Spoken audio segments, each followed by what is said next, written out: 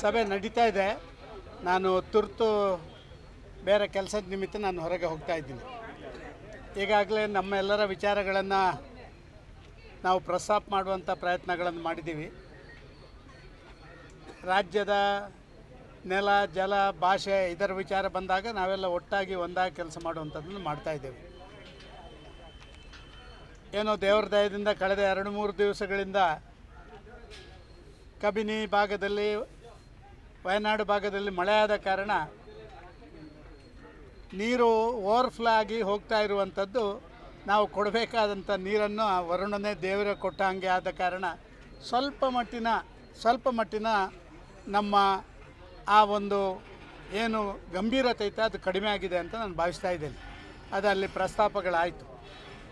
ಆದರೆ ಕಾವೇರಿ ಜಲಾನಯನದಲ್ಲಿ ಇನ್ನೂ ಕೂಡ ಭಾರಿ ದೊಡ್ಡ ರೀತಿಯಲ್ಲಿ ನೀರಿನ ಕೊರತೆ ಇರುವಂಥದ್ದು. ಈಗಾಗಲೇ ಆಗಸ್ಟ್ ತಿಂಗಳು ಬಂದು ಒಂದು ರೀತಿಯಲ್ಲಿ ಮಳೆಗಾಲದ ಕೊನೆಯ ಕಾಲಘಟ್ಟಕ್ಕೆ ಬರೋ ಕಾರಣ ನಮ್ಮ ಕಾವೇರಿ KRS ಡ್ಯಾಮ್ನಿಂದ ಜನರಿಗೆ ಬರಬೇಕಾದಂಥ ನೀರು, ಅದನ್ನು ಮುಂದಿನ ದಿನಗಳಲ್ಲಿ ಹೇಗೆ ನಾವು 1 ವರ್ಷಗಳ ಕಾಲ ವಿನಿಯೋಗ ಮಾಡಬೇಕು ಅಂತ ಹೇಳುವಂಥದ್ದೇ ಒಂದು ಗಂಭೀರ ಪ್ರಶ್ನೆಯಾಗಿ ಉಳಿದಿದೆ ಇವತ್ತು.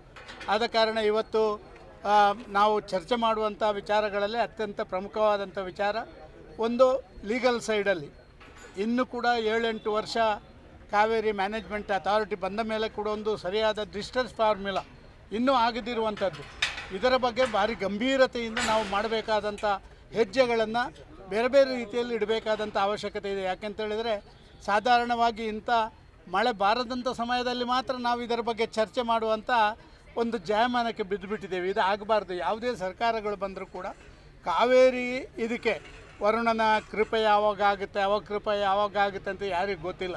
ಆದ ಕಾರಣ ಇದಕ್ಕೊಂದು ಶಾಶ್ವತವಾದಂಥ ಪರಿಹಾರವನ್ನು ಕಂಡುಹಿಡುಕುವಂಥದ್ರಲ್ಲಿ ನಾವು ಪ್ರಯತ್ನಗಳನ್ನು ಮಾಡದೆ ಕೇವಲ ಯಾವುದೋ ಒಂದು ಸಂದರ್ಭದಲ್ಲಿ ಆ ನೀರಿನ ಕೊರತೆ ಆದಾಗ ತಮಿಳುನಾಡು ಕೋರ್ಟಿಗೆ ಹೋಗಿ ನಮಗೆ ನೀರು ಕೊಡಿ ಅಂತ ಕೇಳಿದಾಗ ಮಾತ್ರ ನಾವು ಹೆಜ್ಜೆ ಇಡುವಂಥದ್ದು ಇದು ಸಮಂಜಸ ಅಲ್ಲ ಅಂತ ಹೇಳುವಂಥದ್ದು ಎಲ್ಲರ ಮನಸ್ಸಿಗೆ ಬಂದಿದೆ.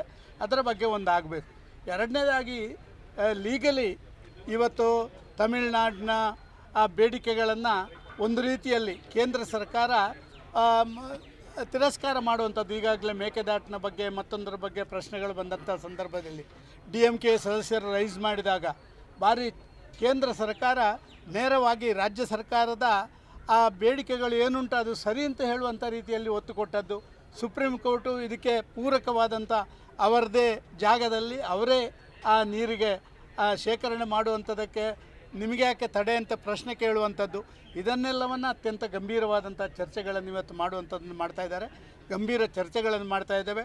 ಮುಂದಿನ ಬರುವ ಮಳೆಗಾಲದವರೆಗೆ ಇನ್ನು ಮಳೆ ಕಡಿಮೆ ಆದಂಥ ಈ ಸಂದರ್ಭದಲ್ಲಿ ನಾವು ಏನು ಮಾಡಬೇಕು ಅಂತ ಹೇಳುವಂಥದ್ರ ಬಗ್ಗೆ ದಿಟ್ಟ ಹೆಜ್ಜೆಗಳನ್ನು ಇಡಬೇಕು ಅಂತ ಹೇಳುವಂಥ ಆಲೋಚನೆಗಳನ್ನು ಮಾಡ್ತಾಯಿದ್ದೀವಿ. ಮೇಕೆದಾಟು ವಿಚಾರದ ಏನಾದರೂ ಸಲಹೆ ಕೊಟ್ಟಿದ್ದೀರಾ? ಅಲ್ಲ, ಮೇಕೆದಾಟು ವಿಚಾರಗಳು ಈಗಾಗಲೇ ಪ್ರಸ್ತಾಪ ಆಗಿದೆ.